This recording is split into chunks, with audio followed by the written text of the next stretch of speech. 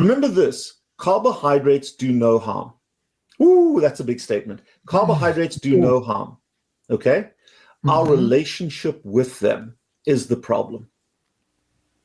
Our relationship with carbohydrates is the problem, okay? No mammal exists without carbohydrates and without the consumption of carbohydrates, okay? They're in milk, and they're not there because somebody was playing a prank on us. They're there on purpose, glucose and galactose. So the point is that those influence hormonal cycling. Now, when you shift from using carbohydrates as a small component of food to trigger insulin toward using it as a drug to manage your emotional need, you overwhelm and distort the system, and that causes metabolic dysfunction. So insulin's always high, and whether you are a high producer of insulin or a low producer of insulin, diseases occur from all of that. But it's the hormonal disruption that occurs in our bodies based on what we do or our age or whatever it may be that influences metabolic health. And nobody looks at that. How many people know anything about glucagon? I measure it in every single patient all the time because glucagon is more important than insulin. Okay, Jay. So it's just my emotional tension and trauma that's causing me to want to eat carbohydrates. Am I interpreting this correctly? It sounds like it. And the carbs do no harm, except if you have this bad emotional relationship to them. Or more accurately, what he's really saying is small amounts of carbs do no harm, but after that, they definitely do harm. As we hear not only throughout this clip, but the rest of the clips. And as you mentioned, like on his website and everything. I mean, it's the frame here is almost like I want to say something outrageous that people don't expect me to say. And that also will sound profound and will be different from what you're normally hearing. But also I'm going to say the same thing, which is that carbs in small amounts are okay, at least in terms of of milk that, a baby's getting. But outside of that, if you're eating more carbs, it's because of this emotional issue. And that's definitely going to cause harm because of the impact on hormones like glucagon. And I mean, it's, there's not too much being said here. I think it'll be an interesting frame when we then look at the things he says later, because he definitely talks a lot about harm from carbohydrates and totally independent of any emotions or psychological relationship with them, just based on the physiology. So I don't think it doesn't sound really genuine to me because of that. Like it just directly contradicts the things he says later. And, he says later that eating too much carbs causes diabetes and obesity. He blames eating too much carbs as for the reason why people need bariatric surgeries. We'll talk about later. So yeah, I mean, I don't, yeah. The other thing is this framing of one hormone being more important than the other, that glucagon is more important than insulin. Again, it seems like one of these kind of tactics to talk about something that people don't talk about as much and frame it as if like you're the expert on this topic and it's something very different. We'll definitely be talking a lot about glucagon. He has a few other clips about it, and it'll be interesting to dig into those. A lot of these guys select, they think that glucagon is a beneficial hormone, so they select for glucagon, which Jay and I have talked about, and we've talked about at length in multiple different videos, but it's highly problematic. So for me, it's weird to see this Dr. Cywes promoting it, or like seemingly starting to push like he's going to get into the benefits of glucagon, which is really questionable. Like it makes me think that he hasn't actually read the papers on glucagon's influence and impact inside type 2 diabetes, and basically being able to reverse type 2 diabetes by blocking glucagon signaling or abolishing the glucagon receptor through genetic mechanisms in mice. So because the glucagon increases blood glucose levels and drives peripheral insulin resistance directly. That's one of the major functions of glucagon signaling. But for this clip here with him, I think he's slow walking out of carnivore. It's basically my take on this. I think that he's realizes that some clients need carbohydrates and people are doing better with carbohydrates. And he's recognizing that people are coming and saying like, hey, I'm having problems with this carnivore stuff. And then they add carbs and then they get better. The tide is shifting that direction. You're starting to see a lot of people do this. A lot of these carnivore influencers are shifting over as well. And so I think he's like hopping on the wave here, but he has like 1 foot in carnivore ideology and like 1 foot trying to rectify the idea that carbohydrates aren't the problem with carnivore ideology, and then tacitly slow walk that process over. But the way he describes things is that it seems that he doesn't fundamentally still understand the physiology in terms of why insulin resistance actually develops or why insulin is high. So I don't think he gets it yet. Maybe it'll take a little bit more time. But basically, it's not that you eat carbohydrates and then you have chronically high insulin levels, right? That's not the problem. You eat carbohydrates, insulin acutely rises and comes back down.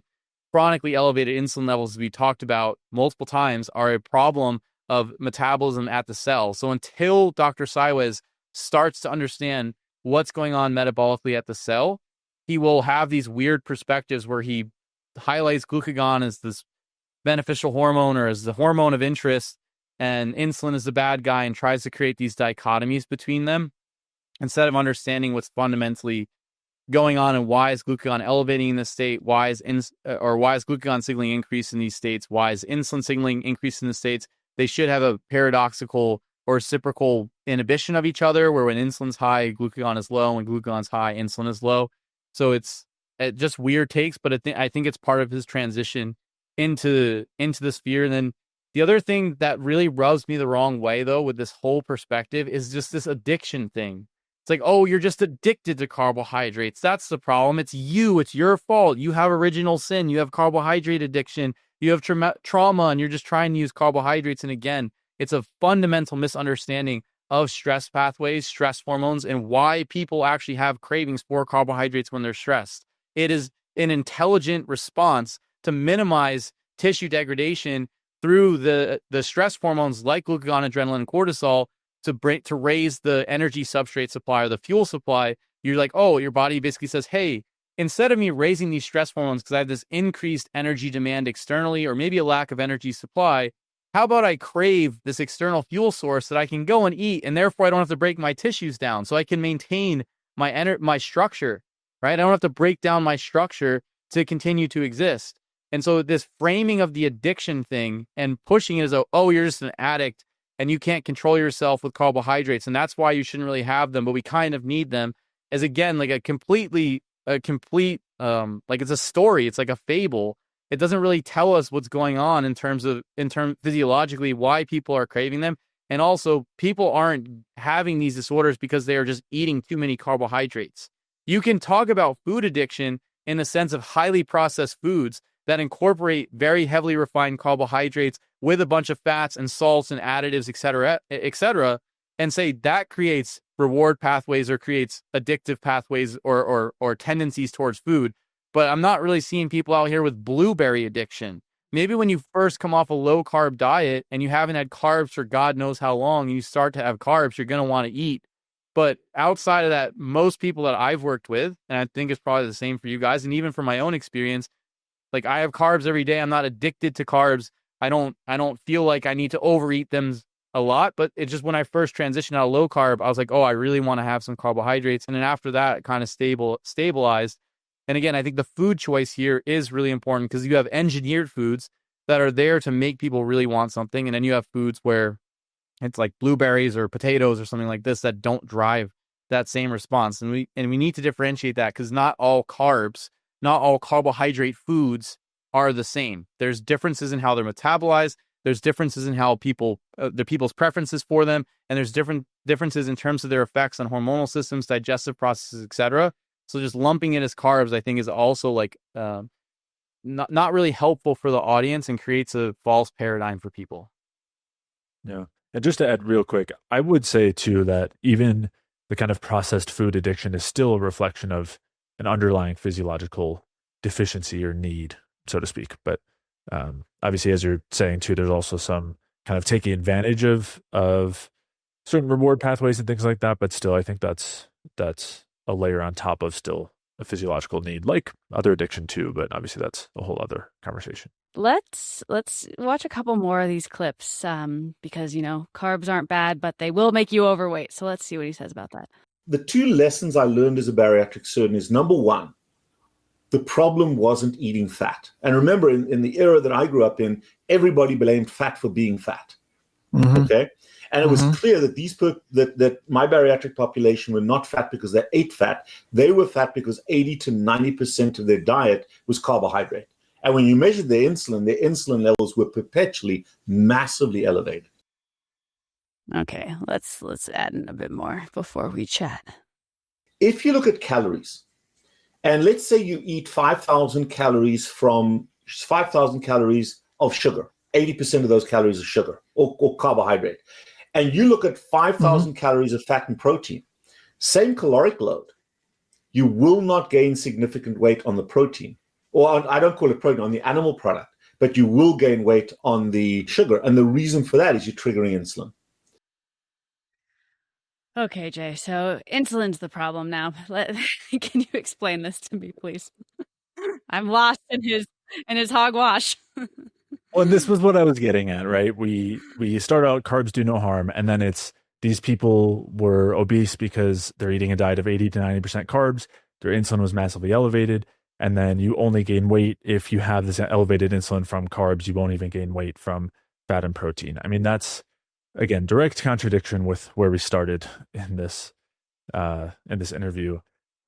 But yeah, okay. So as a starting place, I don't think his patients were eating 80 to 90% carbs, for their diets. Like, I don't think they were getting 80 to 90% of their calories from carbs.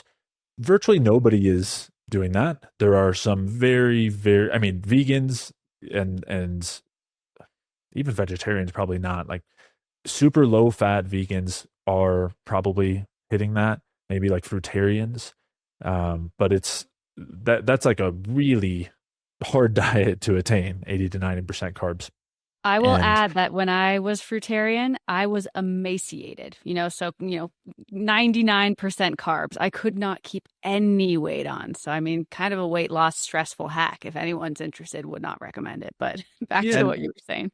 There is a population that was studied to eat 80 to 90% carbs, and they also did not have any obesity. Right. But they did have super high insulin levels, right? No. Well, I don't know if they tested their insulin, but from a metabolic standpoint, I think it was the Papua New Guineans of Tukasenta. They didn't have any, their diet is just largely sweet potato. Like, they ate sweet potato, and they didn't have any obvious signs of any of the chronic metabolic diseases. They smoked like chimneys, so they had oral health problems and lung issues. And then they had some arthritic concerns, probably be from rank amino acid deficiencies and fat soluble vitamin deficiencies and whatever else. Because no one's saying that an 80-90% carb diet is good, but they weren't obese. There wasn't obesity, and there wasn't obvious signs in the studies of type 2 diabetes or anything like this in the population. And on top of that, Japan, I think up until a certain time frame, was 84% carbohydrate diet from rice. Yeah. Yeah. Well, and that's what I was getting at. So the Tukisenta, from what I've seen, no signs of metabolic syndrome at all, even with age and everything, and incredibly high glucose tolerance. So, and that's what you see in the people who are, in these native cultures where they're eating these super, super high carb diets. They have the best oral glucose tolerance tests results of anybody. And they have low insulin levels when you do look at fasting insulin, and the ones that we do have that data for. These are not the people who are going in for bariatric surgery. That's for sure. And with that, just looking at what's available as far as the data for the Western diet, from what I've seen in terms of the most recent CDC data, the average Western diet is about 46% carbs, 36% fat, and 16% protein, give or take a little bit on each of those. So a very, very far cry from an 80 to 90% carbohydrate containing diet. And again, what we actually do see in the people who are on those diets is no metabolic syndrome, not being overweight, and incredible insulin sensitivity. Not saying that we're advocating for these, right? Major potential issues with protein deficiency and with that low of fat intake and everything. We're not saying that this is ideal, but to say that that's what was causing people's issues is, that's just astounding. Just to touch real briefly on the other piece, which is that if you eat 5,000 calories of carbs of mostly carbs or high amount of carbs versus 5,000 calories of a high amount of fat, you won't gain weight because of not triggering insulin. So 2 things to mention here. One is you do trigger insulin when you consume protein pretty considerably. So that's the first thing. You're still going to have insulin, even if you're just eating protein and fat. But the second thing is we have overfeeding studies that look at consuming large amounts of carbs or large amounts of fats or adding them on top of an otherwise kind of normal diet. And what we see pretty consistently is that overfeeding with carbs leads to less weight gain than overfeeding with fats. So just, again, direct contradiction here. And this idea, which again is also directly contradicting what he said as a starting place, as a premise that carbs aren't harmful, but this idea that carbs drive weight gain and are harmful because of increasing insulin, and insulin is the bad guy, which we'll get into as he starts to talk about glucagon, is just so inaccurate. I mean, it doesn't take looking through too much research to really put those pieces together. And this whole carb insulin model that insulin is driving fat gain is not at all supported. And we see numerous studies looking at high carb, lower fat diets versus high fat, lower carb diets. And what we see is, even in the case of low insulin, it doesn't prevent fat gain. And there are some of these studies where there's more fat gain, on a low carb, high fat diet, despite insulin levels being far lower. There's just so much direct evidence against that. All right. Yeah. Mike, anything to add before we shift into glucagon discussions? No, I mean, I just think both the statements that he made are false, like blatantly false. I don't like going out and just saying a statement like that, because it's like you want to provide some proof, but these are like easily verifiable things that you can see. Now, you can't verify his specific population, but because I don't know his client base, right? I don't know who's worked with Dr. Cywes. So fine, maybe he had people eating 80-90% carbs. But I think the probability of that is so unlikely that I just don't think that it. I think that he probably didn't even look at what their dietary composition was, because I've had multiple clients that I've worked with who had gone to a bariatric surgeon and had gotten the surgery, and they didn't look at their diet in terms of their macronutrient breakdown, their total caloric. And like, one of my close friends had bariatric surgery, and before he went to do the surgery, he was like, I don't think it's a good idea, man. There's some long-term ramifications here, and you can easily lose the weight just by setting up a reasonable diet. And when I looked at his diet, like, he was already under eating calories. So he couldn't eat less calories than he was already eating. I mean, I guess he could, but it was like borderline starvation. And his diet was crap. Like, it was just a terrible diet. The food quality was poor. The food choice report wasn't 80-90% carbs. And he had other underlying problems going on in terms of his hormones. Like, his thyroid function wasn't great. And there's a lot of other things there. And I asked him to do those labs to see. I asked him to see what was going on. And I was like, did your doctor do this? Ask you any of the stuff doing this? He said no. So I don't know how much he's looking at the diet. Maybe he does look at the diet. I don't know, but I think it's extremely unlikely that there was 80-90% carbohydrate intake in his population. And the fact that he even said that makes me think that he didn't look at the diets. And then on top of that, you can very easily go and look at multiple studies, overfeeding studies, and see that whether one creates more fat gain than the other doesn't matter. But the fact that you can overfeed either fats or carbs, and you will still see weight gain on either setup.